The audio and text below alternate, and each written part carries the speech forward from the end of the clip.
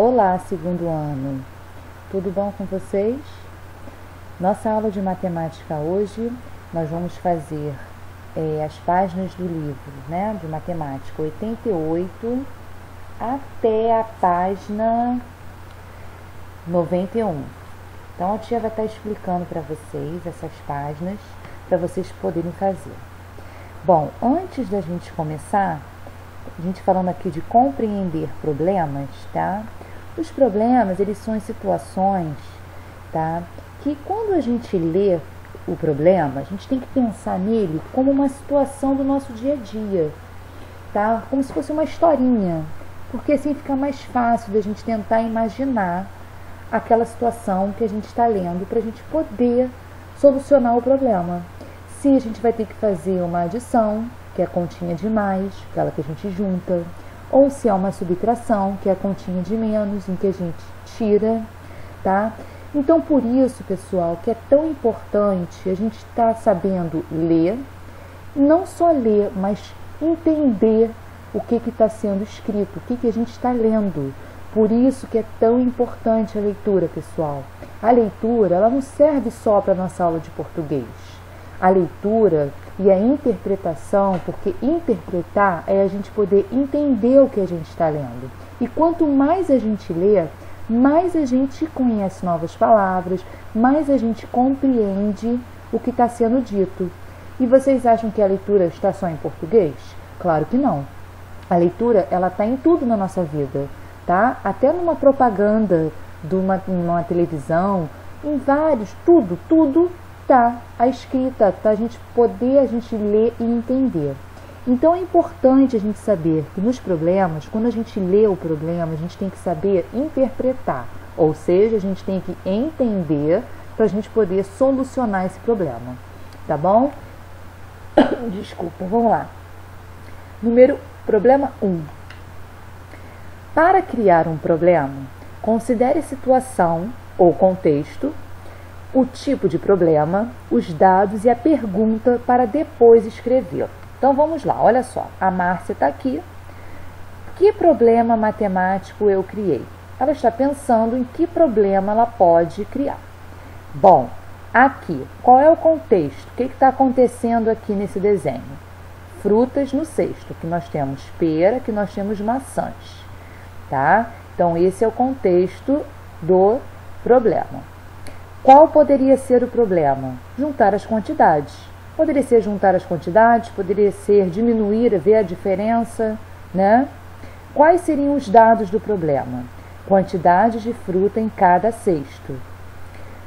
Que pergunta você faria? Como aqui ela colocou que poderia ser um problema de juntar quantidades, aqui a pergunta do problema poderia ser: quantas frutas há no total? Porque quando a gente fala em total, é porque nós estamos juntando quantidades. Vamos para aqui o problema 2.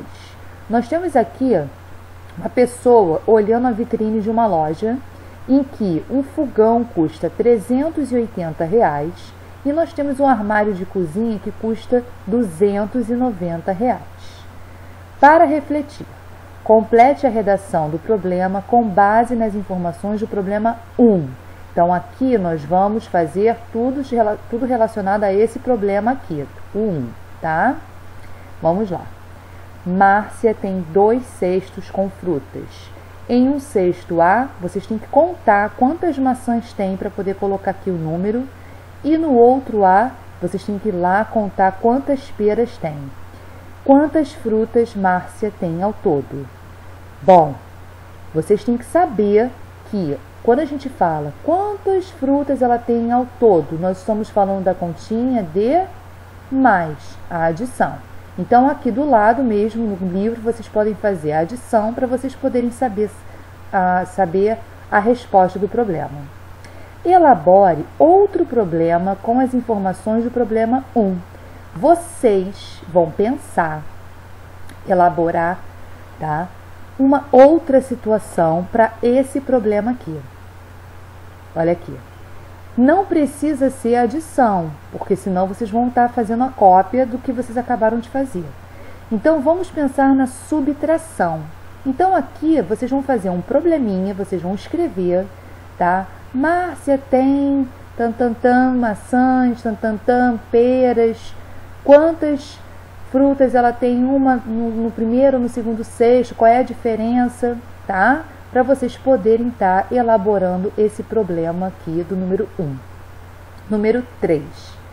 Planeje a criação de um problema com base na ilustração do problema 2. Agora a gente vai lá no 2, que é esse daqui, tá? Bom, qual é o contexto? Bom, vamos ver aqui, ó.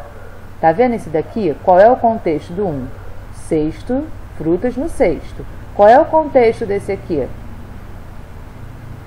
Tá? É só olhar. Os eletrodomésticos. Depois, qual poderia ser o problema? Coloquem aqui. Quais seriam os dados do problema? Se vocês olharem a figura, vocês vão ver os preços, para vocês saberem os dados do problema. Que pergunta você faria? Qual seria a pergunta do seu problema? Redija seu problema com base nas informações de atividade 3. Então, depois que vocês completarem isso daqui, vocês vão escrever, ó, aqui nessas linhas, o probleminha de vocês, tá? Não é a tia que está dando o problema, é vocês que vão fazer o problema, vocês que vão elaborar o problema. Troque o problema que você fez na atividade 4 com o colega e peça a ele que o resolva no caderno. Em seguida, você deve resolver o dele. Como nós não estamos na escola, vocês vão resolver o problema de vocês, tá? Cada um resolve o seu, porque agora a gente não tem a oportunidade de estar trocando o livro para poder um resolver o problema do outro, tá? Bom, na próxima página, que é a página 90, nós temos aí ler e interpretar gráficos. Mas para que servem os gráficos? O que são gráficos? Gráficos é isso aqui, ó. São linhas que tem sempre legendas para a gente poder saber do que está sendo falado. Nós temos aqui o título do gráfico para a gente poder, ó, passatempo preferido das crianças. Porque se eu olhar só linhas pintadas, eu não vou saber o que é aquilo, eu não vou saber do que se trata aquele gráfico, tá? E o gráfico no problema, pra gente, ele serve para nos mostrar de uma forma mais clara, mais fácil, as informações que a gente tem em um problema. Às vezes fica mais fácil da gente visualizar. Então, olha só, observe o gráfico de colunas que mostra a preferência de passatempo das crianças do bairro onde Cláudio mora e faz o que se pede. Então, olha só, nesse gráfico aqui, essa linha daqui, ó, mostra a quantidade de crianças e esse aqui o passatempo. Na legenda aqui, o que está de roxo são as crianças que gostam de jogar videogame. Então, quantas crianças gostam de jogar videogame? 80. Tá vendo que tá parando aqui?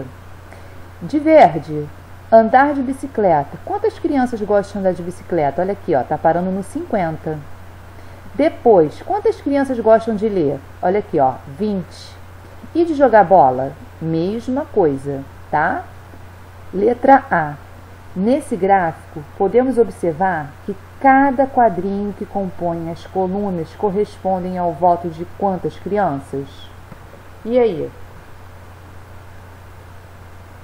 Ó, vou ler novamente. Nesse gráfico, podemos observar que cada quadrinho que compõe as colunas correspondem ao voto de quantas crianças? Porque preste atenção, tá indo de quanto em quanto? Tá vendo? Então, cada quadrinho compõe quantas crianças?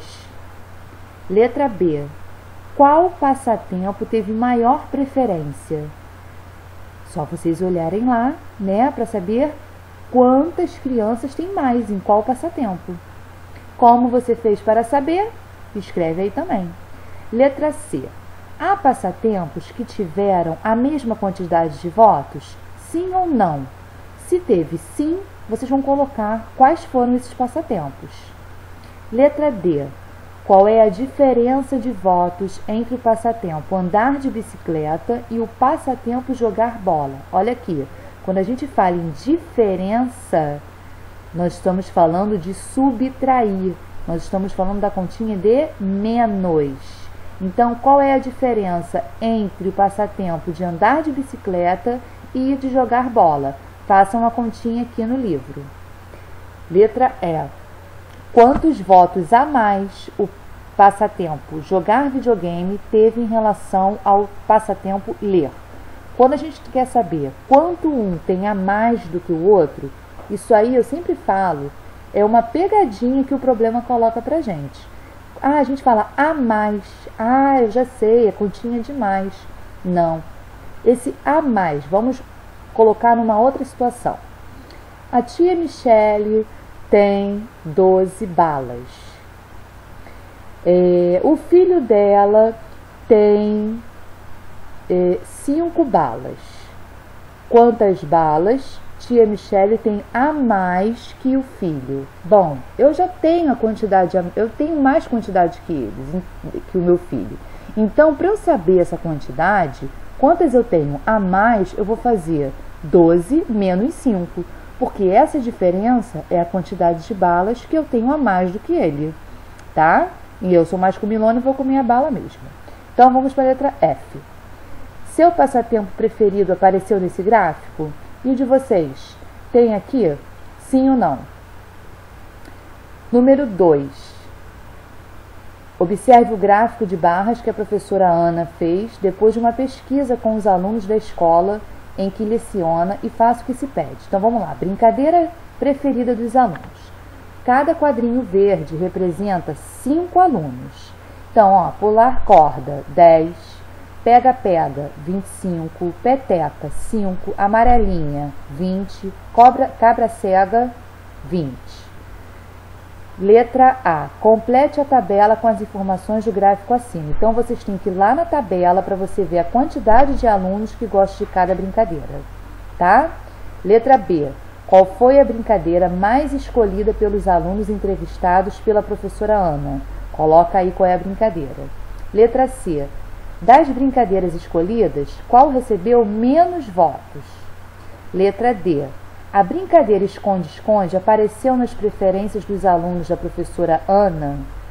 Como você pensou para saber? Então, olha aqui, ó. A brincadeira esconde-esconde, ela está aparecendo aqui? Como que você fez para descobrir isso? Fácil, né, pessoal? Quantos alunos no total responderam à pesquisa da professora Ana? Ou seja, no total de todas as brincadeiras, quantidade de alunos, ó, todos esses alunos aqui, tá? Eu quero saber quantos alunos responderam a essa pesquisa que a professora Ana fez. Entenderam? Então, essas são as páginas que vocês vão fazer hoje no livro de matemática. Combinado? Um beijo. Tchau, tchau.